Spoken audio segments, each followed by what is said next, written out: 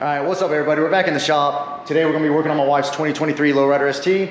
This episode, by the way, is brought to you by Thundermax. So big shout out. They hooked us up with this module. Like I said in the episode of us purchasing this motorcycle, they wanted to jump on board as a sponsor, not just to the build, but they want to be a part of this channel. Obviously Justin's been running Thundermaxes on a lot of the bikes. The Fxlrst tour bike's gonna be running Thundermax. Obviously Minty Fresh has got Thundermax on it.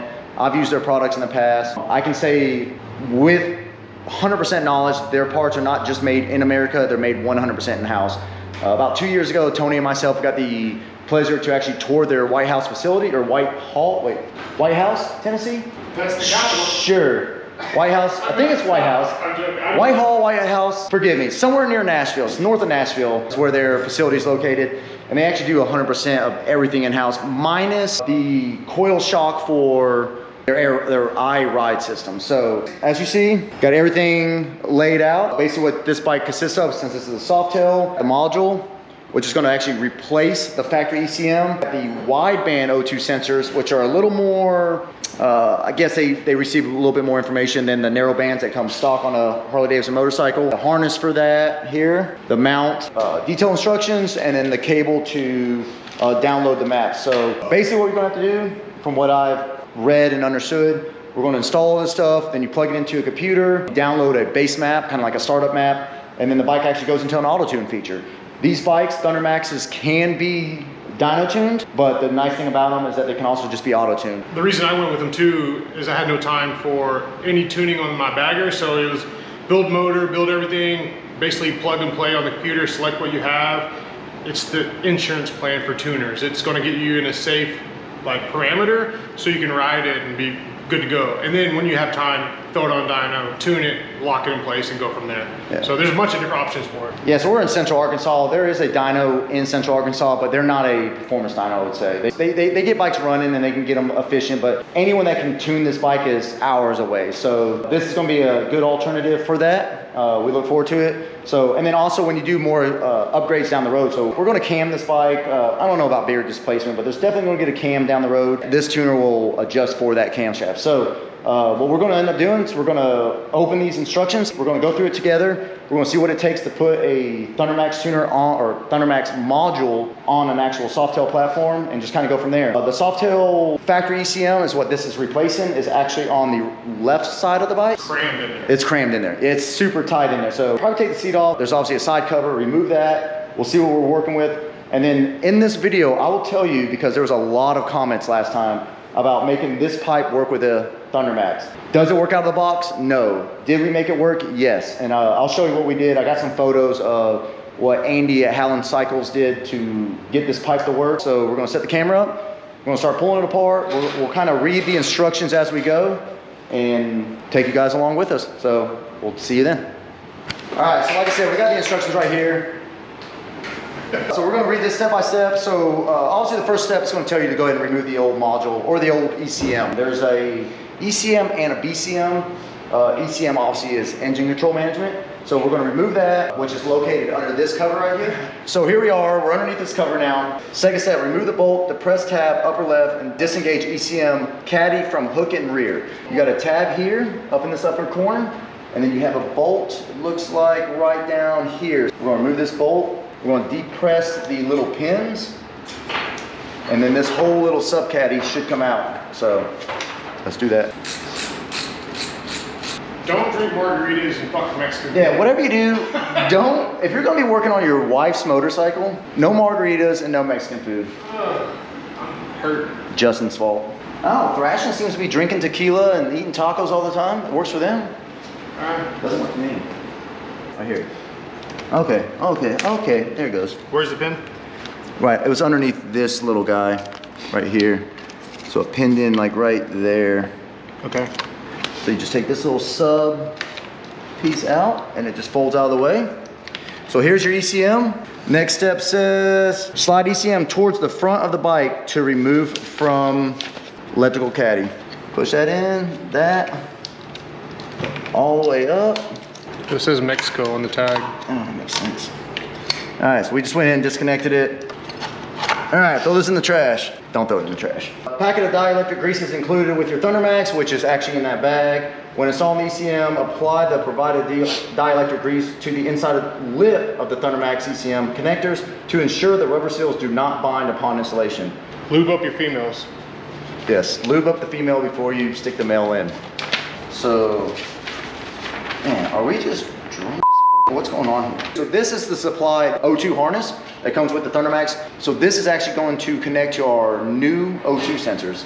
So obviously you got a longer one, shorter one. Shorter one's gonna be the rear head. The longer one's gonna be the front head. You're gonna guide this from the right side. So Justin's on the right side. He's gonna guide this towards me in front of the battery.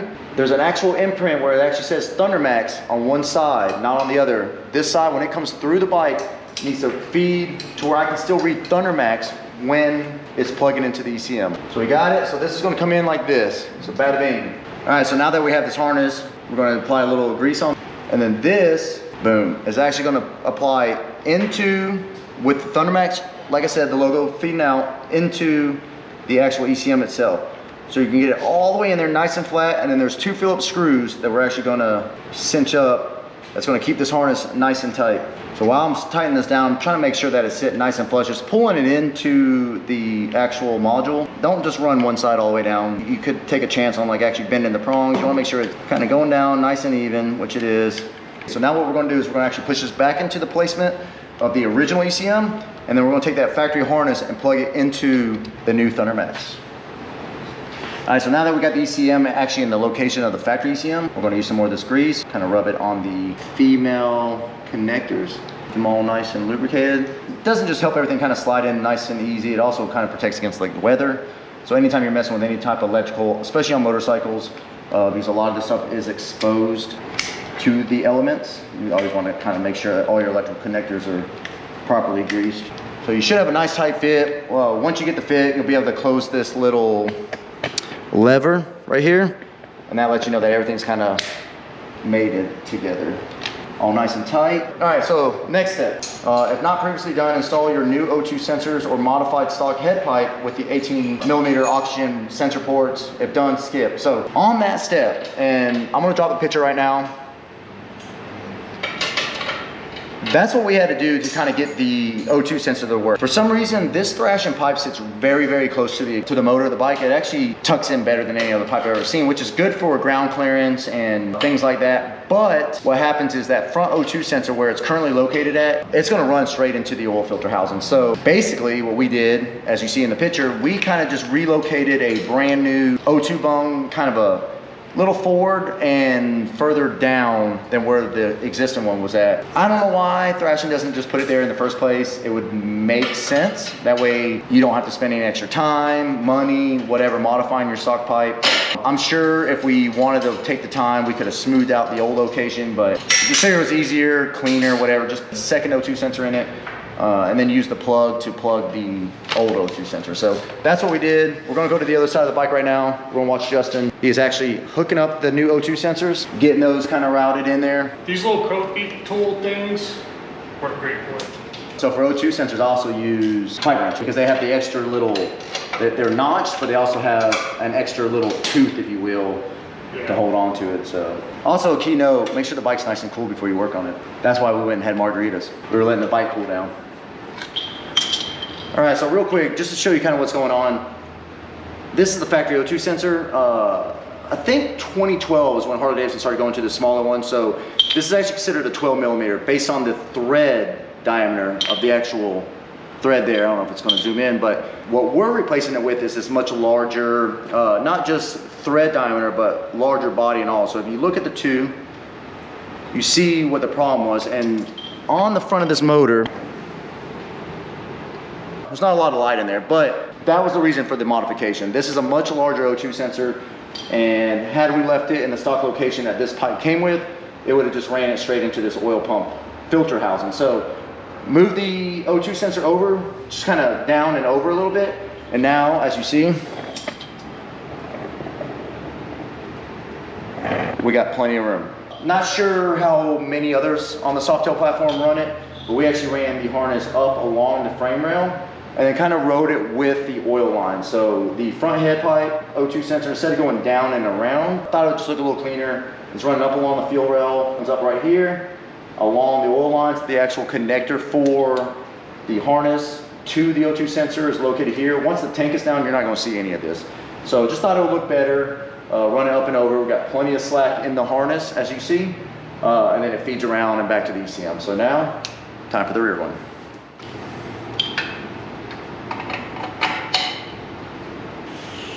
That's kind of what I was afraid of.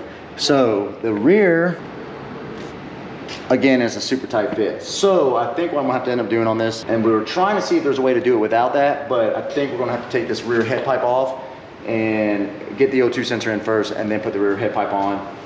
We're basically touching right here, but I'm hoping there's enough adjustment once we take it back, loosen it up, that we can get it to where it's not touching the motor, because it was already frustrating enough to kind of move the front O2 sensor, and I was looking and thinking I'd get away without moving the rear one, but it's looking like we're gonna have to move the rear one. I don't know why the pipe's built like this. I don't understand, because this isn't just a Thundermax issue. This is gonna be any tuner that uses the large O2 sensors, and the fact that Thrashin provides you with the ability to hook up large O2 sensors, but they don't work, is kind of, you know what I mean? Like, it's kind of pointless. Why not start? Touching the motor mount right here. Is it tight or no? I mean, it won't even spin, because like once it angles, yeah, it's in a bind. So we're gonna loosen up the head pipe, loosen up this, loosen up this, loosen up this, loosen everything up, try to get that in there and get it nice and tight, and then see what happens. I don't know, man. People warn me against it. This pipe is a beautiful pipe. I'm not putting down or trashing Thrashin. I'm not trashing Thrashin. I just wish that this problem didn't exist, because every other exhaust on there, there's SPB, Fab 28, you know, HPI, they put this into account. You know, most people run that kind of stuff. So we'll see what happens. We're gonna loosen this up, and we'll get back with you.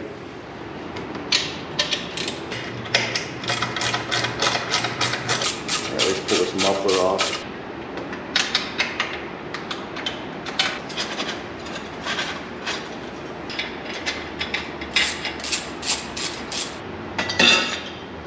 All right, so fully took the head pipe off, got the O2 sensor in. Fingers crossed that when we put it back in, it's not making contact with this, because I'm not running the O2 sensor rubbing against this. It's gonna wear the paint off, you know, the power coat off the motor. Could possibly fuck up the way that the sensor reads, ground it out, whatever. Man, I do not want to move this O2 sensor just like we had to do with the front, but we'll see.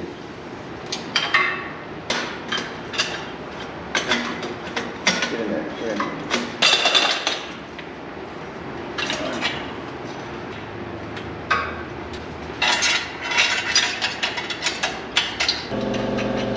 All right, it's in there. Wasn't easy, but so another problem with the Thrashin pipe, this rear pipe, the rear head pipe, is actually collected, or actually welded to the collector. I would say most companies aren't. Probably 90% of the 2-in-1s aren't.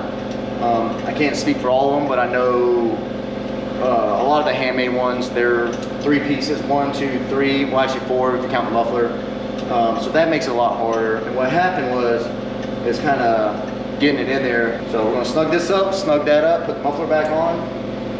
And also another little key tip, I don't know if I said it in the last video, when I put a exhaust on or whatever, I kind of lightly snug all the pieces up, and then I'll actually go back and do kind of like a final torque once the muffler and everything's on. That way you don't bind everything up, and that's gonna help you from it cracking or anything like that. So, all right, so now we got both harnesses, or both O2 sensors, fully harnessed in. So what we did, I think the instructions tell you to actually come out of this front head pipe, go down along the frame rail, up this way. We routed it upwards, so it comes out here, runs along the frame, goes along. Your connector's there, like I said. As far as the rear one goes, same thing, we ran it in there. It comes up, there's a little bit of slack right here, but we looped it so there's no pinching. So the biggest thing you want to worry about when it comes to any type of wiring, it doesn't matter if it's this type of wiring, your headlight, whatever, you don't want the wires to pinch. If they pinch, they could possibly break off. If they break, obviously they're not gonna make a connection. So now what we're doing is we're on to the step to where we're gonna install this Thundermax supplied sub caddy. So this is what's actually gonna replace this piece. So basically what this does is it's gonna go in right here. It's going to screw into that factory hole, and then all these connectors are going to plug into this. So that's what I'm going to do right now. All right, so before we can actually hook up plate back onto the bike, you actually got to access the USB port. The USB port is where you're actually going to download the base map. So Justin's getting the program up right now. Ryan actually sent me over what the tunes should be. Their database has a bunch of tunes on it. So he gave us the number. Justin's getting it downloaded. And then once he gets it downloaded, we'll get it into the bike.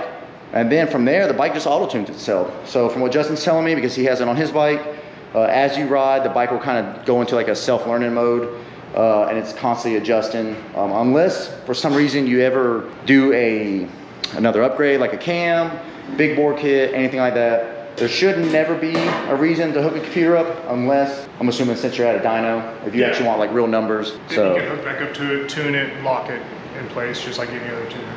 Hell yeah, so big factor that why a lot of folks use the Thundermax, because it is very, I don't want to say economical, it's just very convenient. It does cost some money. The modules aren't cheap, but the features, if you ever go to a dyno, one dyno feature will cost you $300 to $500. And then if you were ever to readjust your bike, a dyno's going to charge you another couple $100 to readjust the new tune for that bike. Whereas here, you buy the module one time and it's done. So, all right, we're just waiting for the base tune to get downloaded, and then we'll get this bike started. Until then, I'm going to go ahead and put this tank down, put the seat back on, and then we'll pick up from there.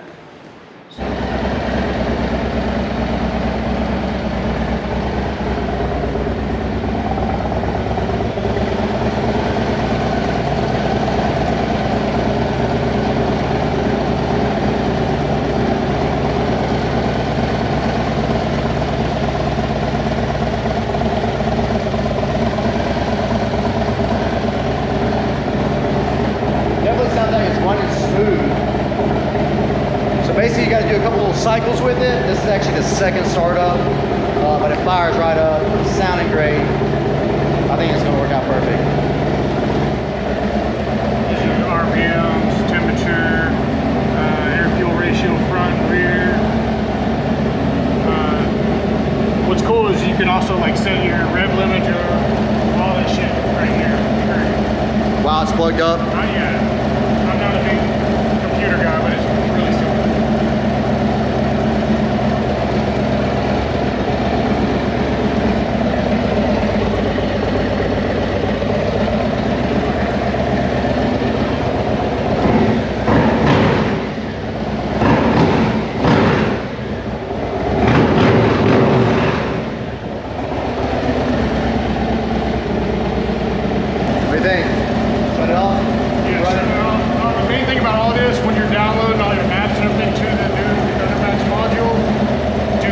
Disconnected. That happened with mine. My plug actually came out of the module. It will fry the module. So make sure it's disconnected during the whole process. All right, so there you have it. So I think what we do now is we're just going to finish buttoning this bike back up. I'm going to do a couple of rides with it. When I get back to the house, it's about a 30-mile ride. So when I get back to the house, I will let you guys know kind of what it felt like at the start, what to expect. It is a self-learning module. You're going to have some situations where it might not be as smooth as it could be, but it's going to learn itself. This bike being a stock bike minus the pipe, I don't think we're going to have any problems. I think as soon as I get out there on it, it's going to run pretty much like it did stock and just build from there. So I don't think we're going to have the hesitations that a lot of the big motor builds have, but those hesitations go away very quickly. Like after a few miles, like Justin was telling me, shut the bike off.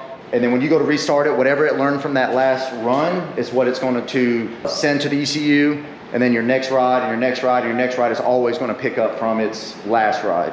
So we're going to finish putting the covers back on it, and then I'm going to get some fuel, and then I'll let you know how I felt when I get to the house. But man, huge thanks to Justin for helping put this thing on. Big shout out to Ryan and Jake from Thundermax. And another thing real quick on those guys. There's a lot of events, there's a lot of companies. Those guys were Justin born free. Their warehouse and facilities in Tennessee.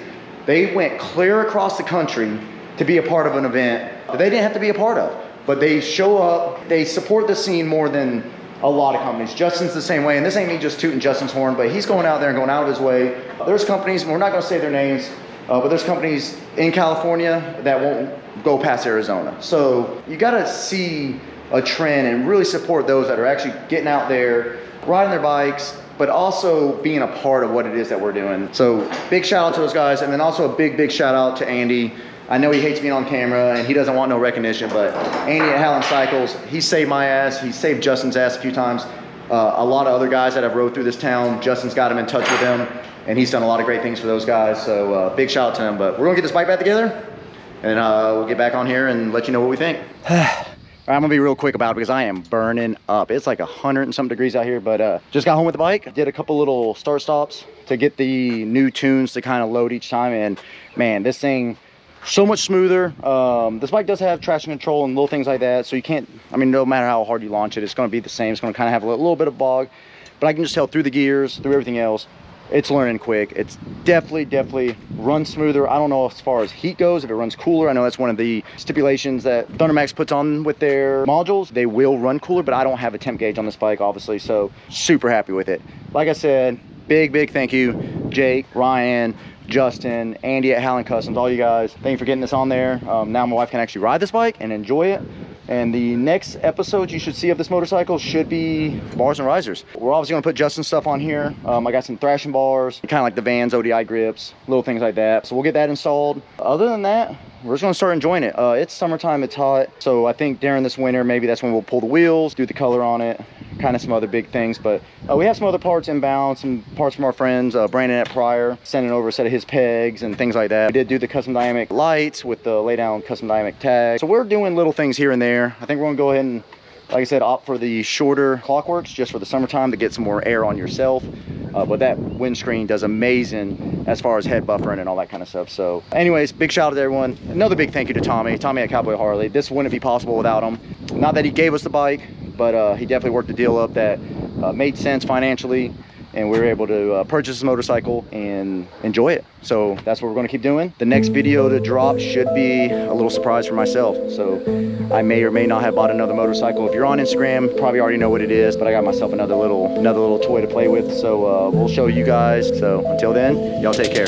Later.